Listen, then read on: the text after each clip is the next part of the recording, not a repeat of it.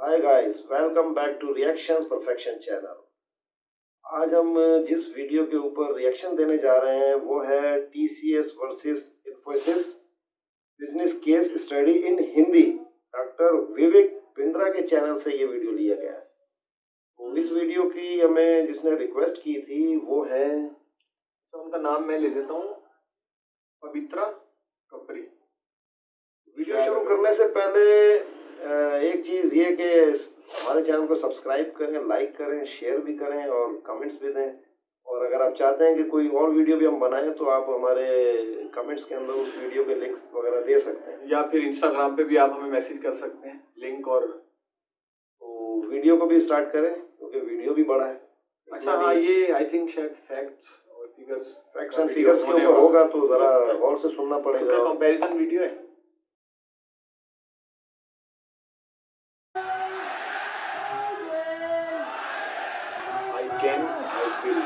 आप सबका फिर से स्वागत है। मैं Vivek Bindra, motivational speaker, leadership consultant और बिजनेस कोच। आज आपने ठीक पढ़ा, थंबनेल के अंदर छोटा सा क्विक एनालिसिस दूंगा आपको टीसीएस और इन्फोसिस के बीच में। हालांकि ये देश की आईटी सॉफ्टवेयर आउटसोर्सिंग कंपनी में ये नंबर 1 है, ये नंबर 2 है। टीसीएस 1 है, इन्फोसिस 2 पे है, लेकिन दोनों में फिर भी काफी ज्यादा मार्केट वैल्यूएशन के मुताबिक टीसीएस $100 बिलियन पार कर चुकी है। $100 बिलियन का आंकड़ा पार करने वाली ये पहली कंपनी है।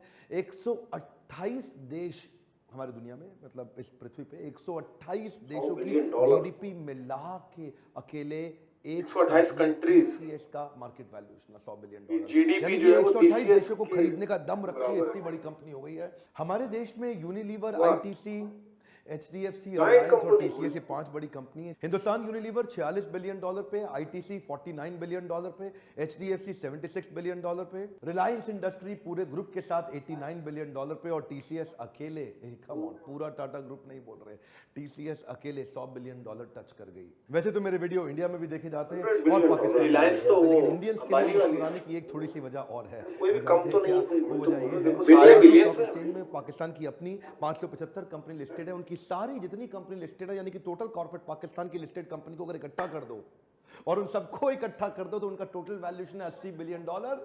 और इंडिया की अकेली टीसीएस $100 बिलियन। किधर गया पाकिस्तान? एक कंपनी खत्म कर दिया। हाँ, देखिए बात पता है क्या है, टीसीएस जब $100 बिलियन मार्क करने वाली भारत की एकमात्र, पहली और एकमात्र कंपनी है जो रिलायंस से भी काफी आगे निकल गई। टोटल पाकिस्तान की वैल्यूएशन से 20% ज्यादा आगे है। टीसीएस दुनिया की 64वीं ऐसी कंपनी है जो $100 बिलियन को पार करी। ये एक्सेंचर, बिग 5 कंपनीज में जो दुनिया की सबसे टॉप पे है, ये उसके बराबर आ चुकी है। हमारे देश का जो टोटल एक्सपेंडिचर का बजट था ना पिछले साल का, वो था 24 लाख करोड़। अकेले टीसीएस लगभग 7 लाख करोड़ पे आ गई है। इमेजिन करिए टीसीएस का कितना बड़ा नंबर है। एक तो ये लार्जेस्ट आईटी आउटसोर्सिंग कंपनी है हमारे देश की, दूसरा ये प्राइवेट सेक्टर के अंदर सबसे बड़ा एम्प्लॉयर भी है। इट्स ऑल्सो लार्जेस्ट एम्प्लॉयर, लगभग 4 लाख एम्प्लॉयज इसके यहाँ पे काम करते हैं। और टाटा ग्रुप की कई कंपनीज हैं, बहुत सारे कॉर्पोरेट्स हैं टाटा ग्रुप में। हाल फिलहाल में देखा था इनकी 50 से ज्यादा जो सबसे ज्यादा ग्रोइंग कंपनीज हैं, उसके अंदर टीसीएस पूरे टाटा ग्रुप में सबको मिला के, सबको देख के अकेला 75%, एक टीसीएस एक तरफ बाकी एक तरफ, अकेला 75% प्रॉफिट को कंट्रीब्यूट कर रहा है ग्रुप के टर्नओवर में। 46 कंट्रीज के अंदर 136 नेशनलिटीज के लोग रहते हैं, जिसमें 36% वुमेन एम्प्लॉय भी हैं। जेंडर रेशियो को 36% वुमेन एम्प्लॉय भी एकमात्र कुछ लिमिटेड कंपनीज में से एक है। जो मैं आपको डिफरेंस शेयर करने वाला हूँ, डिफरेंस में सबसे बड़ा डिफरेंस टॉप लीडरशिप है, वो हमेशा ज्यादा से ज्यादा स्टेबल रही है। चंद्रशेखरन जो अभी टाटा ग्रुप के सीईओ बने हैं, जो हेड कर रहे हैं टाटा ग्रुप को इस समय, इनफैक्ट उनके सीईओ बनने तक, जब से आज तक 1969 से कंपनी चालू हुई, अब अपनी गोल्डन जुबली की तैयारी कर रही है, केवल 3 ही सीईओ बदले। उसके मुकाबले इन्फोसिस जो बाद में चालू हुई, लेकिन कई बार उनको सीईओ बदलने पड़े, और न केवल बदले गए बल्कि ट्रांजिशन भी स्मूथ नहीं रहे। टीसीएस के अंदर लीडरशिप और पाइपलाइन सक्सेशन प्लानिंग अच्छी रहती है, इन्फोसिस में वही मामला थोड़ा कमजोर रहा।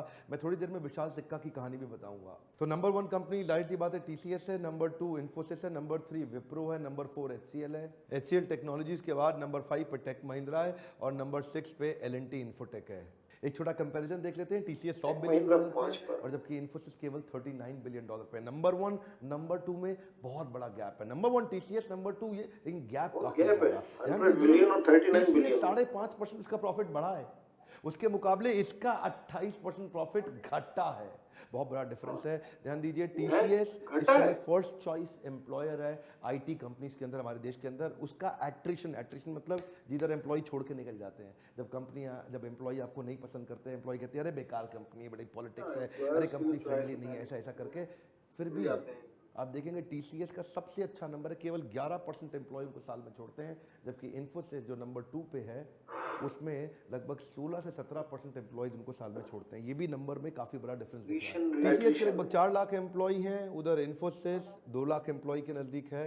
टीसीएस का टोटल इनकम जो है लगभग 1 लाख करोड़ है, जबकि इन्फोसिस का इनकम 65,000 करोड़ है। टीसीएस का इबिट्टा 31,000 करोड़ है, इसका 19,000 करोड़ है।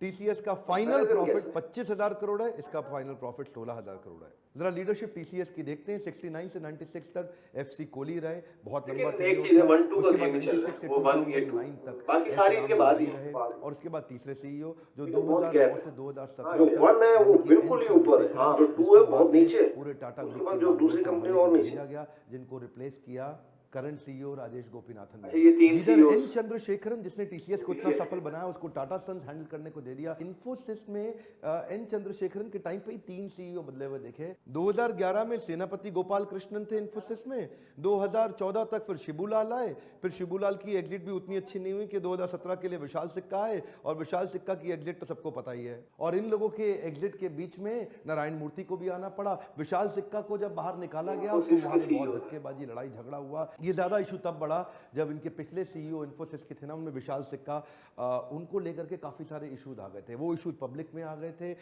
नारायण मूर्ति ने पब्लिक में आके बोलना शुरू कर दिया कि जो विशाल सिक्का है वो सीईओ की पोजीशन के लिए फिट ही नहीं, इनको तो सीटीओ होना चाहिए था, इंडिपेंडेंट। और भी डायरेक्टर्स बोल रहे हैं ऐसा, तो कई चिट्ठियां पब्लिक में कर दी, कई रिपोर्ट्स और इन्वेस्टिगेशन हुए, जिसको कि नारायण मूर्ति ने कहा इनको तो पब्लिक कर दिया जाना चाहिए, विशाल सिक्का की गलती सबको पता चले। 3-4 इश्यूज थे। विशाल सिक्का की सैलरी को बहुत ज़्यादा मान रहे थे, जबकि वो जस्टिफाई करने को तैयार थे, लेकिन ऐसा लग रहा था कि जैसे कि सैलरी बहुत ज़्यादा है। दूसरा, विशाल सिक्का कहते थे कि देखिए बिजनेस में काफ़ी तरीके चेंज हो गए, मार्जिन्स बहुत लो हो गए, मार्केट में कंपटीशन बढ़ गया, तो इसको बनाए रखने के लिए हमें वैल्यू ऐड करना है। तो विशाल सिक्का सीईओ अपने बोर्ड को बोलते थे देखो भाई ऐसा है, अगर अच्छा ड्राइव करना है तो मुझे नई कंपनी एक्वायर करनी पड़ेगी। लेकिन बोर्ड इसके भी खिलाफ था। बोर्ड कहता था कि नई कंपनी एक्वायर करने के लिए हम पैसा नहीं देना चाहते आपको। और उधर नारायण मूर्ति वो तो उसके काफ़ी खिलाफ हो गए।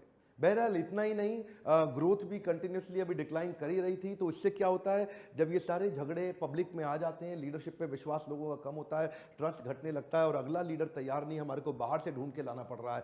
रोज मीडिया में आता था, रोज अखबार में आता था। तो उस समय जो पुराने फाउंडर थे ना इनके, नंदन नीलेकनी को वापस बुलाना पड़ा। नंदन नीलेकनी आए। जब नंदन नीलेकनी ने कंपनी को चलाया था ना, उस समय ये स्पीड बोट थी, लेकिन आज ये स्टीमर हो चुकी है। स्पीड बोट को घुमाना चलाना आसान है, लेकिन जब इतनी बड़ी स्टीमर हो गई आज इन्फोसिस, तो उसको स्पीड अप करना मुश्किल है। वही कारण है मार्केट कैपिटलाइजेशन वैल्यूएशन के मामले में आज इन्फोसिस $40 बिलियन पे है और टीसीएस $100 बिलियन पे। हालांकि ये नंबर 1 है, ये नंबर 2 है, लेकिन नंबर 1 नंबर 2 में गैप बहुत बड़ा हो गया। अब आपके लिए लर्निंग क्या है, आपकी अपनी कंपनी के अंदर लीडरशिप की पाइपलाइन तैयार होनी चाहिए, जिसको हम बोलते हैं लीडरशिप का फनल, यानी कि अगली पाइपलाइन तैयार होनी चाहिए।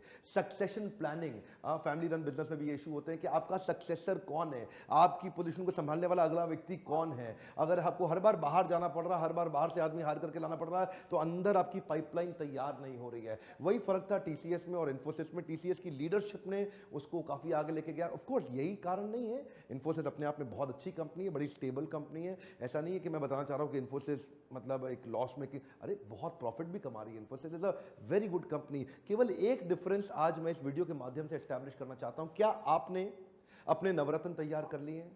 अकबर विदेश से आया था, अपने नवरत्नों की मदद से पूरे देश को कंट्रोल कर लिया। क्या आपके अपने नवरत्न तैयार हो गए हैं? ध्यान दीजिए, क्या आपकी अपनी leadership in pipeline succession planning तैयार हो गई? अगर आपका फैमिली रन बिजनेस है, मैंने इसके ऊपर एक वीडियो भी डाला था। क्या आपको मैट्रिक्स बनाना आता है कि पोटेंशियल और परफॉर्मेंस के मैट्रिक्स से किसको आगे बढ़ाना नहीं आता है? तो पूरा डिटेल जानने के लिए लीडरशिप फनल में आइए, वहां हम आपको सिखाएंगे। क्या आपको क्रिटिकलिटी कैपेबिलिटी मैट्रिक्स बनाना आता है कि क्रिटिकल आदमी को केपेबल रोल पे कैसे लगाया जाए? अगर आपको नहीं आता तो पूरा फ्रेमवर्क जानने के लिए, ग्लोबल ऑर्गेनाइजेशंस कैसे इतनी बड़ी होती हैं जानने के लिए आप लीडरशिप फनल में एक्चुअली क्या करिए, आने से पहले आप फोन करिए, फोन करके हमारे काउंसलर से बात करिए कि आपकी कैसे मदद करेगा। देखिए, क्रिटिकलिटी कैपेबिलिटी मैट्रिक्स और पोटेंशियल परफॉर्मेंस मैट्रिक्स बनाने बड़े ज़रूरी हैं हर एक ओनर को, एंटरप्रेन्योर को अपनी कंपनी के अंदर, ताकि वो भी अपने एम्प्लॉयज़ का सक्सेशन प्लानिंग बिल्ड करे और कंपनी को लॉन्ग टर्म विजन पे 20 साल की बहुत बड़ी ग्रोथ पे लेके जाए।